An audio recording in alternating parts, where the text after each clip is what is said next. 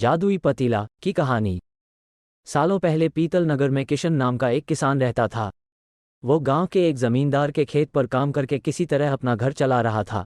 पहले किशन के भी खेत थे, लेकिन उसके पिता के बीमार होने के कारण उसे अपने सारे खेत बेचने पड़े। मजदूरी में मिलने वाले पैसों से पिता का इलाज कराना और घर का खर्च चलाना मुश्किल हो रहा था। वो हर दिन सोचता कि कैसे घर की स्थिति को बेहतर किया जाए। आज भी इसी सोच के साथ किशन सुबह सुबह जमींदार के खेत पर काम करने के लिए निकला। खुदाई करते समय उसकी कुदाल किसी धातु से टकराई और तेज आवाज हुई। किशन के मन में हुआ कि आखिर ऐसा क्या है यहाँ। उसने तुरंत उस हिस्से को खोदा तो वहां से एक बड़ा सा पतीला निकला। पतीला देखकर किशन दुखी हो गया। किशन के मन में हुआ कि ये जेवरात होते तो मेरे घर की हालत थोड़ी सुधर जाती। फिर किशन ने सोचा कि चलो अब खाना ही खा लेता हूँ।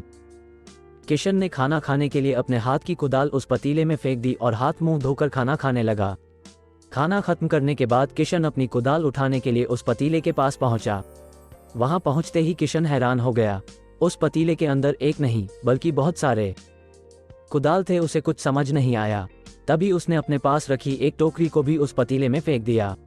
वो एक टोकरी भी पतीले के अंदर जाते ही बहुत सारी हो गई। ये सब देखकर किशन खुश हो गया और उस जादुई पतीले को अपने साथ घर लेकर चला आया। वो हर दिन उस बर्तन में अपने कुछ औजार डालता और जब वो ज्यादा हो जाते तब उन्हें बाजार जाकर बेच आता। ऐसा करते करते किशन के घर की हालत सुधरने लगी। उसने इस तरह से बहुत पैसा कमाया और अपने पिता का इलाज भी करवा लिया। एक दिन किशन ने कुछ गहने खरीदे और उन्हें भी पतीले में डाल दिया। वो गहने भी बहुत सारे बन गए। इस तरह धीरे धीरे किशन अमीर होने लगा और उसने जमींदार के यहाँ मजदूरी करना भी छोड़ दिया। किशन को अमीर होते देख जमींदार मोहन को किशन पर शक हुआ। वो सीधे किशन के घर पहुंचा। वहां जाकर उसे जादुई पतीले के बारे में पता चला। उसने किशन से पूछा, तुमने ये पतीला कब और किसके घर से चुराया? डरी हुई आवाज में किशन बोला, साहब, ये पतीला मुझे खेत में खुदाई के समय मिला था। मैंने किसी के घर चोरी नहीं की है।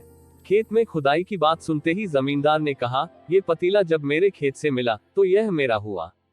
किशन ने जादुई पतीला ना लेकर जाने की बहुत मिन्नतें की, लेकिन जमींदार मोहन ने उसकी एक नहीं सुनी। वो जबरदस्ती अपने साथ वो जादुई पतीला लेकर चला गया। जमींदार ने भी किशन की ही तरह उसमें सामान डालकर उन्हें बढ़ाना शुरू किया। एक दिन जमींदार ने अपने घर में मौजूद सारे गहने एक एक करके उस पतीले में डाल दिए और रातों रात बहुत अमीर हो गया।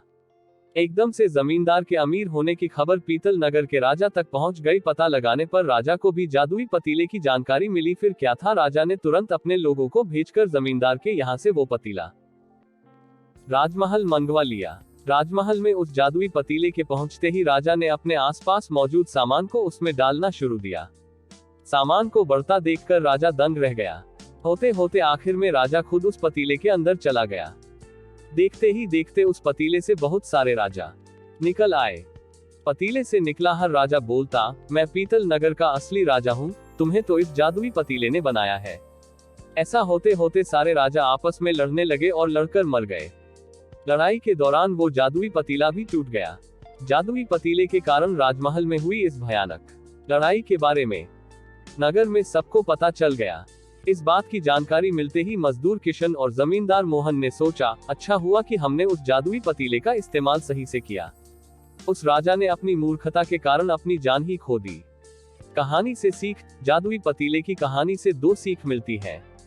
पहली कि मूर्खता का अंत बुरा ही होता है। दूसरी यह कि हर सामान का इस्तेमाल संभलकर करना चाहिए, अति हानिकारक हो सकती है।